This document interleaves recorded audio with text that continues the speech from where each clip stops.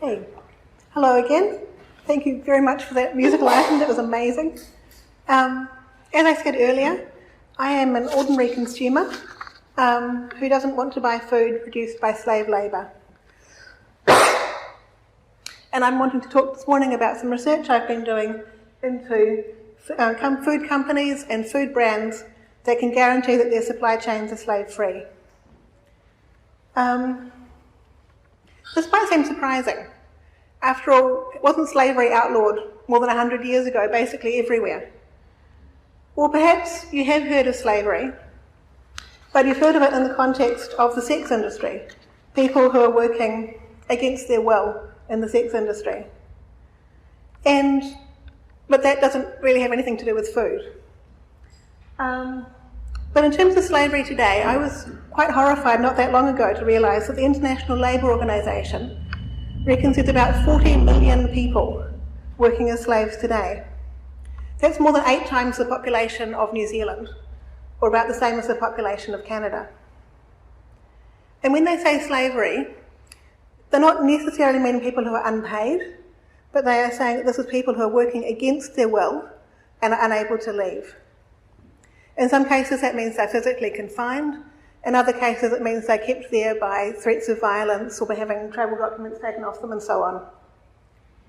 And what are these people doing? 40 million people.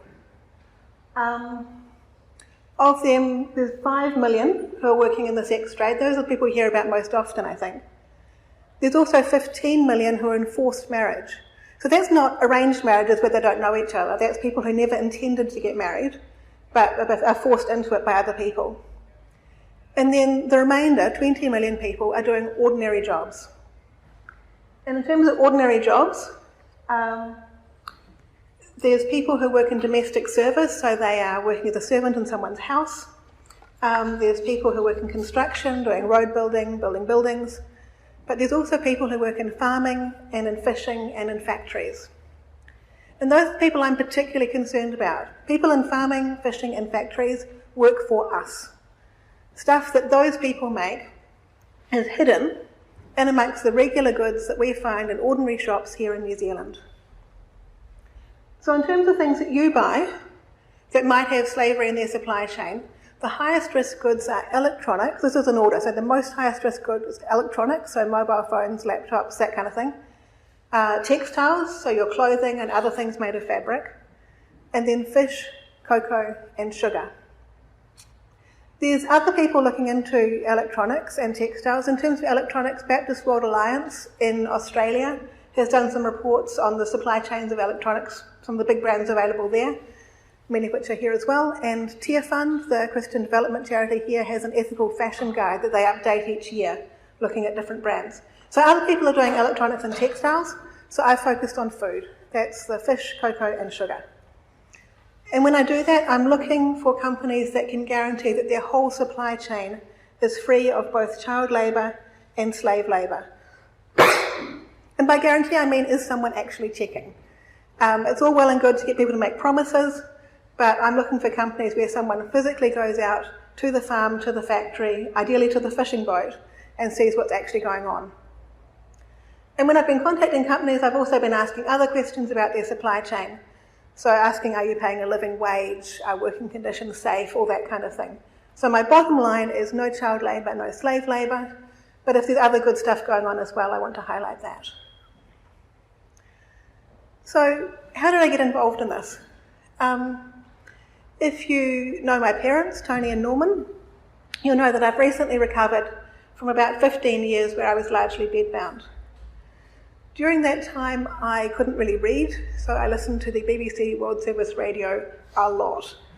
And back in 2006, I heard a report about the cocoa industry. And they were saying that about a third of all the cocoa in the world was grown in Ivory Coast, that's in West Africa, and about a third of that was grown by child slaves. So kids who were beaten, forced to work, weren't going to school. And I was really horrified by that. The situation in cocoa has changed a bit since 2006, that was a while ago, but currently more than 20% of all the cocoa grown in the world today is grown by children. And when I say children, I mean children. They start generally about 8, maybe 10, but really, honestly, children. They don't go to school, they're working full time. And it's very dangerous and difficult and harsh work. And as I was listening to this report and thinking about it, I thought about the story of the Good Samaritan that was read to us earlier, which was indeed the reading intended. And in that, the lawyer's coming to Jesus wanting to know what he can do to inherit eternal life. And Jesus is like, you have to love your neighbour as yourself. And the lawyer's like, well, who's my neighbour? And Jesus tells the story of the chap who gets beaten up, left for dead. 2 different religious leaders come by, they ignore him. But then the Samaritan comes by and goes above and beyond to help him out. And the moral I've always taken from that story is that Jesus calls us to help anyone we come across who needs our help. Anyone who needs our help that we encounter is our neighbour. And courtesy of BBC journalist, I kind of realised every time I ate chocolate, in a sense, I was encountering a kid in West Africa who needed my help. So how to respond to that? In the first instance, I moved to only buying fair trade cocoa and chocolate for my own consumption. And then over the years, as more and more options became available, I started to maintain a list of all the fairly traded cocoa products that were available in New Zealand and to try and make that list available. And that list today has got all kinds of things on it. It's got ice cream, it's got chocolate milk, it's got cosmetics made with cocoa butter, it's got pretty much anything you can imagine made with cocoa except for chocolate biscuits. Someone needs to do chocolate biscuits. But in many cases, costing no more than an equivalent non-fair trade option. That was the first step with cocoa. And then around 3 years ago, stories started coming out in the New Zealand media about the fishing industry. And you may have heard some of these too. They were saying that men from low-income countries like Cambodia and Indonesia were being tricked into working on fishing boats. They were told they'd have good pay. Maybe they were told they'd be working in a factory. Maybe they were told they were going to be working on the kind of fishing boat that goes out just for a day or two and then comes back. But then when they got to that job, they found out that they were actually being trapped, working on boats that would stay out at sea for many months, even literally years.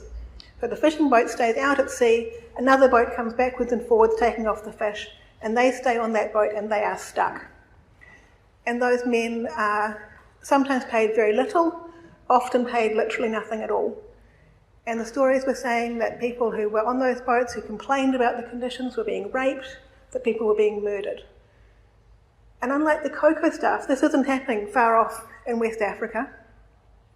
The Thai fishing industry is particularly bad, but it's also happening in the South Pacific, and it's even literally happening here. In March of last year, a fishing company was convicted for not paying its workers at all for 2 years, fishing in New Zealand waters. So I was hearing these things, and they're terrible, but I didn't know what to do. With cocoa, I had found there were certifications that I could look for that I could trust, but I realised for fish there were no certifications. Also, as I said, I was very ill at the time, and my specialist had said for my health it would be very helpful if I ate oily fish twice a week. So just not eating fish didn't seem like a good option, and it all just felt too hard. So while I was thinking about that, a friend drew my attention to Micah chapter 6. So this is in the Old Testament. The prophet is speaking on behalf of God to the people of Israel. And he's saying, "Can I forget the treasures of wickedness in the house of the wicked, and the scant measure that is accursed? Can I tolerate wicked scales and a bag of dishonest weights?" So that's kind of a bit obscure, but he's saying, but you'll see there's the scant measure, the wicked scales, the dishonest weights. When the Israelites were going to trade in the market, they had measuring things that were deliberately just a bit wrong. So someone would go to the market intending to buy a kilo of grain, but the measuring thing was wrong, and so they'd get just a wee bit less than they'd paid for. And God was really angry about this. The whole rest of that chapter is basically just curses, God really calling out the Israelites because of this. And that trickery, that dishonest weights, reminded me of the trickery that was being used to lure people onto fishing boats. These people were expecting one kind of a job, but they got a different job. They were expecting a decent rate of pay, but they got little pay or no pay, and they were tricked into that situation. So we're not doing that. We're not personally tricking anyone, we're just paying what the supermarket charges, whereas the Israelites were personally doing this trickery. But we're benefiting from that trickery that's been used to get people onto the boats that makes our prices cheaper and so on. So I kept on thinking about that, and then my mum came to me. She'd been hearing the same stories in the media, and she's like, you care about fair trade. Do you know what we can do? And that gave me the impetus I needed to actually seeing if there was. So without very much hope at all, I emailed the 2 companies whose fish I bought most commonly. And I simply said to them, look, I've been hearing these stories. How do you know that your supply chain is slave-free? And I was super encouraged by the response. I contacted Brunswick Sardines and I contacted Sealord about their salmon. And both of those products turned out to have actually really good reasons for saying that right back to the boats, their supply chain was slave-free. So encouraged by that, I just started going through the supermarket, sector by sector, asking all the major brands the same question, how do you know your supply chain is slave-free? So far I've gone through tinned fish, I've done fresh salmon, pet food with fish in it, it's quite a big source of fish, and also fish oil supplements. And I've been super encouraged that in every case I've found at least one company that's auditing their whole supply chain. I've been pleasantly surprised that there actually are heaps of good options out there. So as you see, that's how I got started. I was just looking for food that I could buy that I was cool with. But as I put more work into it, I started to want to really find ways to share what I've been doing. On the one hand, the more I read, the more concerned I became about all the people who were being hurt really badly on our behalf. And I wanted people to know that was going on. On the other hand, it didn't really make sense for someone who was concerned, so shares those concerns, to start from scratch like I had, when I've already got a whole bunch of information about what's the good options to buy. So we started thinking and praying and looking and trying to find opportunities to share. And in the second half of last year, we heard that Tear Fund, the development charity, was putting on a thing called the Justice Conference. And we wondered if that might be an opportunity. We heard that they had opportunities for charities to come in and have a stand, have a table, talk about what they're doing. So we contacted them and said, we're not a charity, we're just some people. But could we have a stand? And they were really open to that. So we quickly got a name and a website, and justkai was born. As I said at that time, I was really ill. There was no way I was personally going to go, but my husband Martin and our friend Sarah, who are here today, and another friend Anna, agreed to man a table. However, about a month before the conference, Martin felt called to pray that I would be able to go too. And to be honest, I found that idea really threatening. I was quite big on not getting my hopes up and just living a quiet life that worked for me. But he called a few friends to pray with him about that, and we later learned that at least 2 other people independently were especially praying for my healing at that time. Also about that time, our church had a regular prayer meeting, and a group of people came from church to anoint me with oil and pray at that time as well. Nothing changed after either of those things. But during the week before the actual conference, I started to wonder if maybe I was going. Twice during that week, God spoke to me through my Bible readings with things that really leapt out at me and seemed to say, this is what I was going to be doing. I also won a ticket to the conference, which I couldn't go to it without.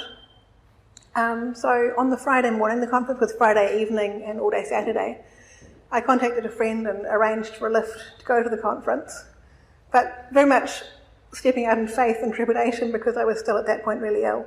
But the whole day I was just doing averagely atrociously, and there was no way I was going anywhere, and I was really devastated. I just stayed home. However, on the Saturday morning, I woke up and I just felt different. We didn't have much time to think about it. Between waking up and leaving the house was about, 15 minutes. So I just got up, walked around a little bit, thought, no, my body is working really differently.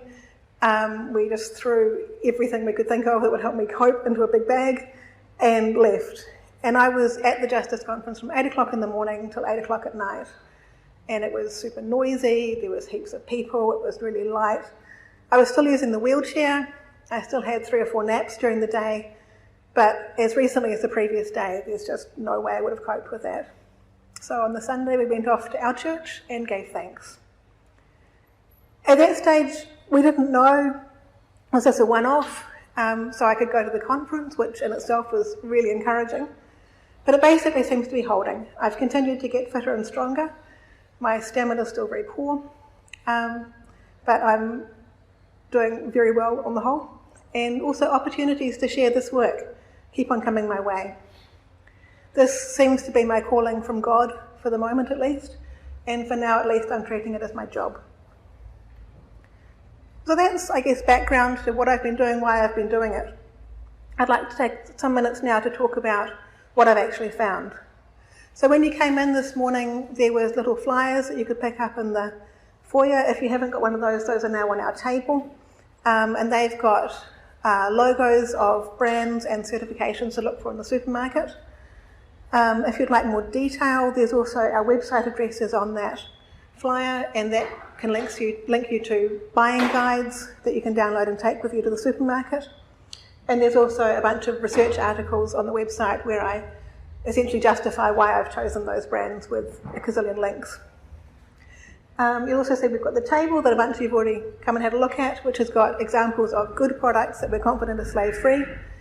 And on that there's also a few hard copies of the buying guides if you don't want to download them.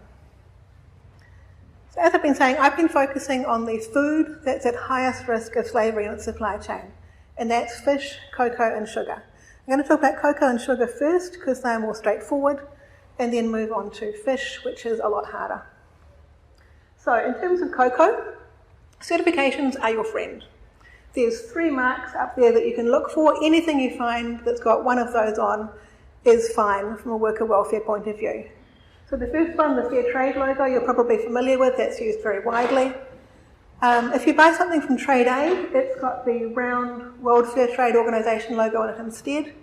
In terms of how those two organisations are run, they are very different, but in terms of the standards they look for, they are basically identical. So either of those are good. The one on the right, UTZ certified, you may well not have seen before. That's a Dutch certification that's new-ish to New Zealand, but it's very reliable. You'll see that on Kit Kats, on Milo, and also on quite a lot of the home brand products from Countdown. And if you see any of those, you know that there's been no slave labour, no child labour, but also that working conditions have been safe and people have been paid enough to live on. The other thing you can look for when it comes to cocoa is single origin Samoan cocoa. So far as I know, Samoa is unique in terms of the countries that grow cocoa, in that no one has recently at least, found child or slave labour on cocoa plantations there. So anything grown in Samoa is also fine. And I have a comprehensive list on the website that you can download that's got everything I know of that's got those on. So that's cocoa. Sugar. I haven't talked about sugar so far this morning. It's something that's a bit newer to me, but forced labour is actually quite common on both the farms where sugar cane is grown and also in the mills where it's processed into actual sugar. So if you want to avoid supporting that, you can look for either of the Fair Trade logos again, and you'll see them on some brands of actual sugar and also on some sugary products like the Nice Blocks Ice Blocks, for example. But to be honest, things with Fair Trade logos on for sugar are a bit obscure, a bit hard to find. You need to go to organic shops and places like that. So the easiest option for sugar is to buy Countdown home brand sugar.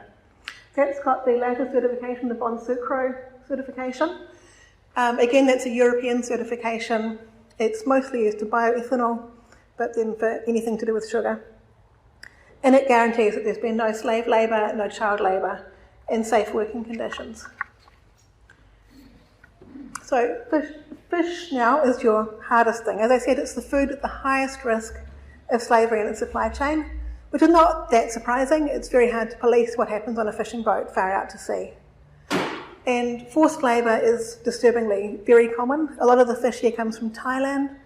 There was a survey done a couple of years back of workers on Thai fishing boats, which found that 17% of workers on Thai fishing boats were there against their will. So a lot of forced labour. And as I said, also there's no certifications, so I've been contacting the companies directly But I have been pleasantly surprised that there are a reasonable number of companies anyway, bringing third-party auditors deep into their supply chains. In terms of what to buy, my primary answer is buy from Sealord. I've been very impressed by their deep commitment to checking working conditions right throughout their supply chain. And they're not just looking for child labour and slave labour, they seem to be really committed to providing better than average jobs right the way through. Everything from Sealord is good, and they do tinned fish and frozen fish fillets and all kinds of things.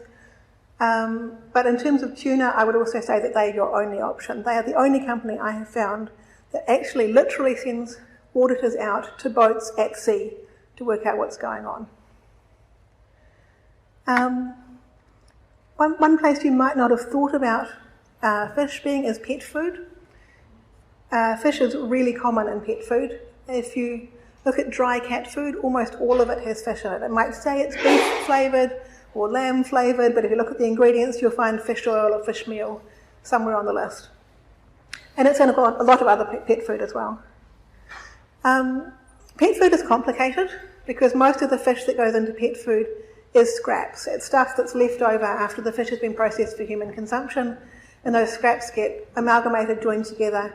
It can be really hard for even the companies themselves to know quite exactly what it is that they're selling. But in that context, Purina, I've been really impressed by them. I wouldn't for sure say that they are 100% slave-free, but they're doing an awful lot more than basically anyone else in that area. And if you're interested in other fish, I have guides available for fish for people, tinned fish and salmon, pet food and fish oil supplements, so you can get them from the website, or there's a few hard copies on the table there. This is very much a work in progress. The next area I'm hoping to do is crustaceans, so crayfish, prawns, that kind of thing, and also squid. And so if you're interested in following along as there's more information, on the flyer there's a link to our website, which has a blog that you can subscribe to, and all the new updates appear there, or also a Facebook page where again I'm putting all the updates. So that's what I've learned in terms of practical things. I also feel that doing this work has taught me a lot about both God and people. It's really reinforced to me how we are all made in the image of God. We all have God's goodness in us, but yet we're also all fallen and corrupted by sin. In terms of the fullness of people, I have literally been having nightmares when I've been reading the stories about things that happen on fishing boats and on cocoa plantations. People are doing terrible things to other people out there. I haven't told many of those stories today, mostly because I find them really disturbing. But I know that there's some people who relate better to things when they can read stories. And we've got a folder on the table over there with some journal articles and some material produced by various charities, which you can have a look through if you'd like to read some stories. But it's really brought home to me that there is great wickedness in people. And yet it's also shown me the goodness that's in people. We are all made in God's image. We all have God's goodness in us, whether we even know him or not. And I've been astonished at the great goodness of journalists and fisheries observers who put themselves at enormous physical risk on fishing boats so they can shine a light on what's going on there. People have died doing that work. Just yesterday I heard of another case in Ghana of a fisheries observer who's gone missing off a Chinese boat. But people keep on stepping up to do that work. I've also been amazed at the goodness of companies who are working really hard to meticulously trace long, complicated supply chains so that they can make sure that everyone working for them is treated well, even though most consumers aren't even aware of this issue, so it's not going to affect their sales whether they do it or not. I've also been amazed at God's goodness towards me. After so many years shut inside with so little contact with the outside world, it's really neat to be able to contribute to something people are valuing, and it's really neat to see God enabling it, both through my physical healing and also through the opportunities coming my way to share. And I'm particularly grateful to Jodie and all of you for the opportunity to share with you today. Thank you.